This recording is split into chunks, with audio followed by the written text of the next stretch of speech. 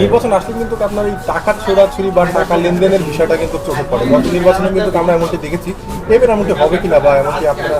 আমি এগুলো সম্পর্কে একদমই জানি না, কারণ আমি কোনোদিন টাকা ছড়াইনি। সো আমার অত টাকাও নাই। সো আমার এটার সম্পর্কে আইডিয়া নেই কোথায় টাকা ছড়া হচ্ছে। আমি খুঁজেও পাচ্ছি না কাউকে আসলে।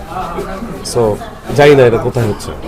ব্যক্তিগত জায়গার অনুভূতি খুব ভালো। আমার কাছে সবচেয়ে বেশি ভালো লাগছে যে সব আর্টিস্টদের সাথে একসাথে বেশি বেশি দেখা হচ্ছে। মানে জয় পরাজয় নিয়ে আমি আসলে মাথা ঘামাচ্ছি না, যে আরেকদিন পরেই তো আসলে এই আনন্দটা শেষ হয়ে যাবে। ইভেন আপনাদেরকেও কিন্তু খুঁজে পাওয়া যাবে না এফডিসিতে, আপনারাও থাকবেন।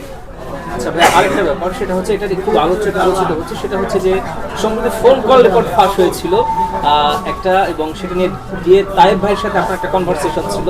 তো এই ব্যাপারটা অনেকের কৌতূহল আছে, যদি একটু ক্লিয়ার করতেন।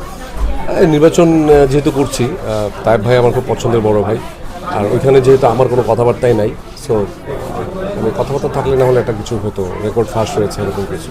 আর যেহেতু মানে একতরফা কথাবার্তা, সো এখানে কল রেকর্ড ফাঁস হওয়ার কিছু নেই। আর উনি আমার পছন্দের মানুষ, আমিও ওনার ডেফিনেটলি পছন্দের মানুষ। সো এগুলো নিয়ে আসলে আলোচনা না করেই ভালো আমার।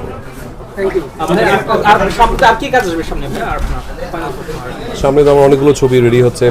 এই মুহূর্তে অপারেশন জ্যাকপটের শুটিং চলছে, আপনি সবাই জানেন। আমরা নির্বাচনের পরে খুলনায় যাব শুটিং করতে, তারপরে যাব প্যারিসে আমার লাল টিপের যে ডিরেক্টর, ওনার সাথে আরেকটা ছবি শুটিং হবে। এছাড়া বেশ কয়েকটা ছবি রেডি আছে, ওগুলো রিলিজ পাবে। নুলিয়াছড়ি, সোনার পাহাড়, কানামাছি, এবং একটা বড় ওটিটি প্ল্যাটফর্মেও কাজ হয়ে গেছে। সো সব মিলিয়ে বিজ্ঞাপনের শুটিং, সব মিলিয়ে অনেক কাজ আছে, সামনে আসবে। হোপফুলি সবাই মিলিয়ে একসাথে দেখবো ইনশাআল্লাহ।